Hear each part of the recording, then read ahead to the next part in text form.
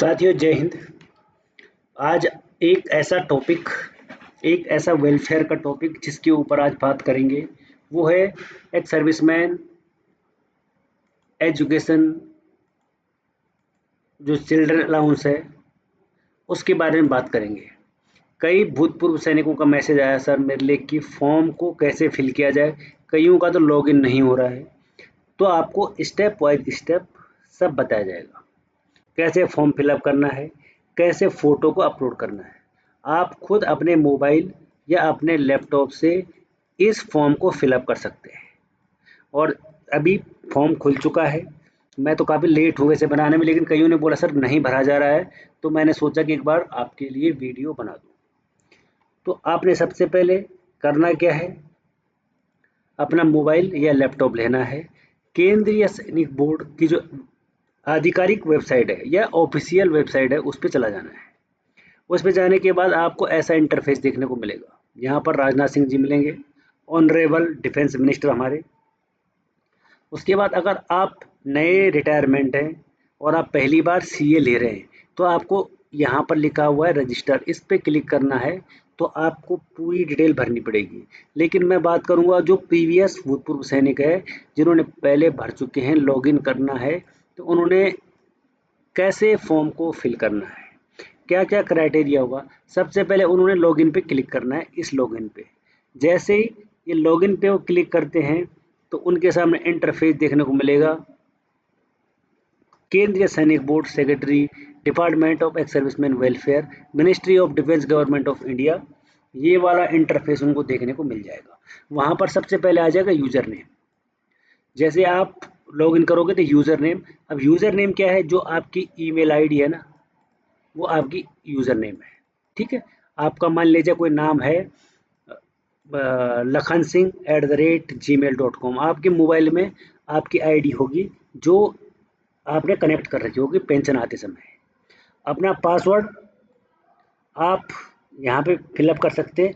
अगर आप पासवर्ड भूल चुके हैं तो नीचे फॉरगेट पासवर्ड भी आएगा, आप उसको कर सकते हैं। उसके बाद आपने कैप्चा कोड डालना है और यहाँ पर रिमाइंडर मी पे चेक बॉक्स पे क्लिक करना है। और जैसे ही आप लॉगिन पे क्लिक करते हो यहाँ पे तो आपके सामने ये आ गया, देखो फॉरगेट पासवर्ड। अगर आपको पासवर्ड का पता नहीं है तो आप पासवर्ड भी बना सकते हैं दोबारा। जैसे आप लॉगिन पे क्लिक करते हैं, लॉगिन पे क्लिक करने के बाद आपके पास इंटरफेस देखने को मिलेगा ये वाला कि OTP send to email registered with the user name. जो आपका यूज़र नेम है उसमें आपको देखने को मिल जाएगा। ठीक है,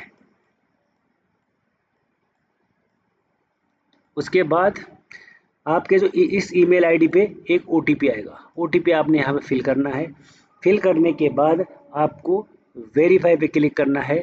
वेरीफाई पे जैसे आप क्लिक करते हो तो आपके पास जो इंटरफेस है वो मिलेगा ऐसे देखने को। खुल गया आपका जो पुराना है वो भी खुल गया, आप कब से कब तक ले रहे हो वो भी आपका खुल गया। जो ये बंदा है पहला टाइम, दूसरा टाइम और थर्ड टाइम इसने भर दिया है, ये मैं खुद हूँ जो मैं तीसरे टाइम भर चुका हूँ। अप्रूव है, अप्रूव है। और यहाँ पर लिखा हुआ है केंद्रीय सैनिक बोर्ड की जो ऑफिशियल वेबसाइट है। अब आपने क्या करना है, जैसे आप इस इंटरफेस पे पहुँचते हो तो आपने सबसे पहले यहाँ पे लिखा है ex serviceman identity card application, new application, approved, reject या पेंडिंग या ऑल। तो आपके जो नीचे वाले हैं आपने सबसे पहले तो इनको ना यहाँ पे क्लिक करना है। जैसे आप यहाँ पे क्लिक करते हो तो आपके सामने जो इंटरफेस है वो ऐसे देखने को मिलेगा। तो आपने यहाँ से क्या करना है, आपने यहाँ से जितनी भी फ़ोटो है ना पुरानी वाली, इनको यहाँ से क्लिक करना है और यहाँ से इनको डाउनलोड कर लेना है। अब आप बोल रहे हो सर मैं पुरानी क्यों डाउनलोड करें हम, देखो सेम ये वाला जो सर्विस सर्टिफिकेट, सर्विस डॉक्यूमेंट है जो डिस्चार्ज बुक है, सेम आपने पहले PDF बना रखी होगी तो इसी को डाउनलोड करके इसको दोबारा अपलोड कर सकते हैं आप। आइडेंटिटी कार्ड आपका सेम है, उसको अपलोड कर सकते हैं। आपको चेंज करना है केवल एक मार्कशीट, क्योंकि बच्चा पहले किसी दूसरी क्लास में था और अब किसी दूसरी क्लास में है, तो इसको अपलोड नहीं करना है। इसकी जगह दूसरा PDF बना के स्कैन करके डाल देना है। अगर 2 बच्चे हैं तो दोनों का सेम है। बैंक की डिटेल पिछले साल भी वही थी और इस साल भी वही रहेगी, क्योंकि जो आपका पेंशन अकाउंट है या जो आपका लगा हुआ अकाउंट है उसको आपने अटैच करना है। आधार कार्ड सेम होगा और यहाँ पर order mention name of the children, आपका जो डिस्चार्ज बुक है उसमें बच्चों के जो नाम है वो भी सेम है, तो इसको भी डाउनलोड कर लेना है। उसके बाद पीपीओ को भी डाउनलोड कर लेना है। अब आता है डिक्लेरेशन। यहाँ पे आपने डिक्लेरेशन को इसको डाउनलोड नहीं करना है क्योंकि इस बार आपने डेट अलग लिखनी है, 2025 का है, 24-25 का। तो आपने क्या करना है, इसको खुद लिखना है कि आई सर्टिफाइड दैट मैं फलाना सिंह, मैंने अभी तक कहीं से भी एजुकेशन अलाउंस का क्लेम नहीं किया हुआ है। ठीक है, जैसे आप इस इंटरफेस पे होगे, मैं तब की बात कर रहा हूँ। अब चलते हैं सेम वही उसी जगह। फिर अभी आपने करना क्या है, जैसे आप यहाँ पे आओगे न्यू एप्लीकेशन पे, न्यू एप्लीकेशन पे जैसे आप क्लिक करते हो ना, तो आपके सामने इंटरफेस देखने को मिलता है। जैसे आप यहाँ पे क्लिक करोगे इंटरफेस मिल जाएगा देखने के लिए। ये यहाँ पर अगर आपने पिछली बार भरा है तो आपका नाम यहाँ पे ऑलरेडी भरा होगा रमन, और यहाँ पर भरा होगा सिंह, रमन सिंह है। आपका जो सर्विस नंबर है जितना भी होगा 1084-580 यहाँ पर लिखा हुआ होगा।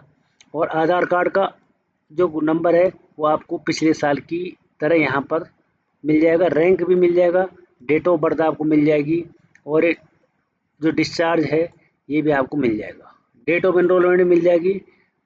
उसके बाद बेसिक पेमेंट आपका यहाँ पर होगा, आपको फिल करना पड़ेगा।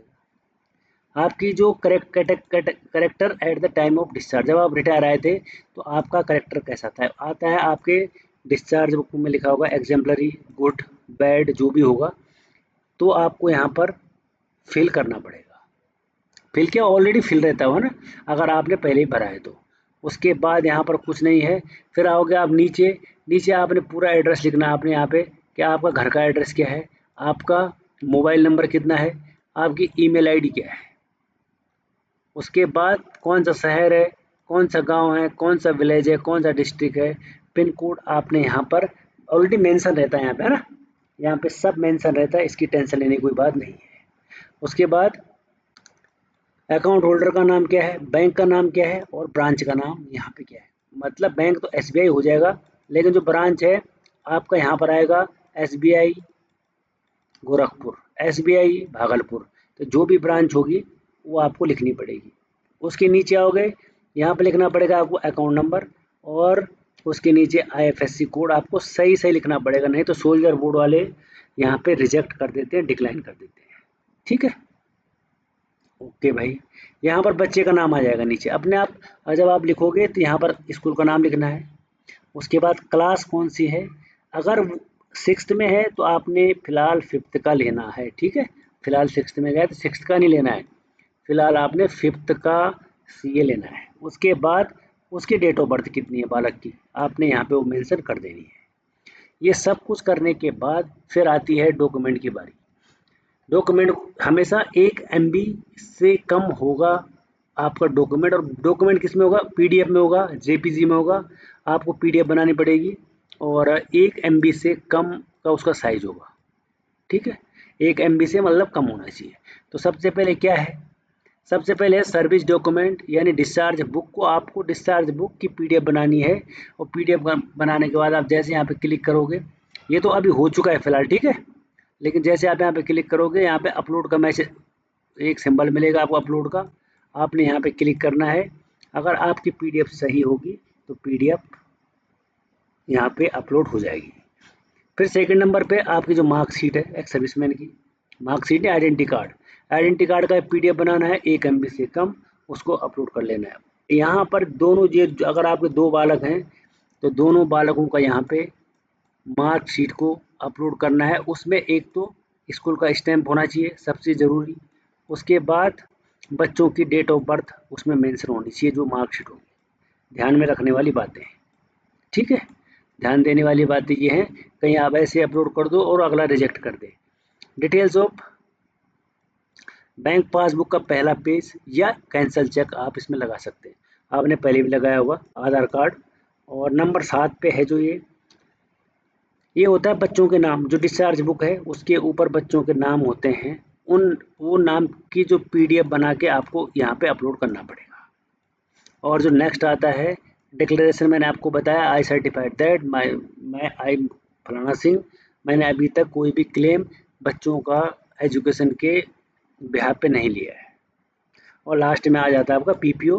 पीपीओ की प्रतिलिपि उसमें डालना है आपने और उसको अपलोड कर देना है। फिर आपने क्या करना है, जैसे यहाँ पर सेव और नेक्स्ट आता है तो सेव और नेक्स्ट करने के बाद इसको छोड़ देना है। अगर आपका ये फॉर्म फिलअप हो जाता है और 2-4 दिन बाद आपने अगर देखना है तो आपने फिर करना क्या है, यहाँ पे आपको बताया तो चेक कैसे करना है।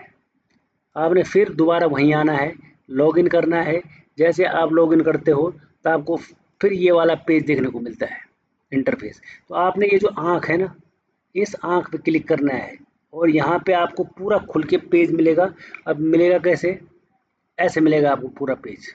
और जब पेज ऐसे मिलता है तो आपको यहाँ पे लिखा हुआ मिलेगा भाई, यहाँ पे ये जो लिखा हुआ है रिमार्क में, अगर कोई गलती होगी तो यहाँ पे आपको देखने को मिलेगा, यहाँ पे लिखा है कि सब सही है, नो कमेंट।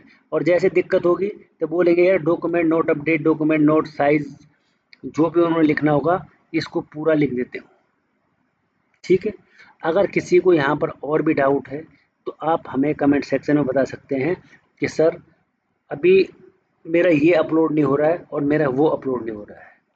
अगर आपके एक्स सर्विसमैन को अगर फ़ीस के रुपए थोड़ा रिफंड हो जाते हैं तो काफ़ी अच्छी राहत मिलती है एक्स सर्विसमैन को। आपको पता ही है, आप तो एक्स सर्विसमैन होंगे ही, तो फ़ीस के रुपए आ जाएँ उतना ही बहुत है।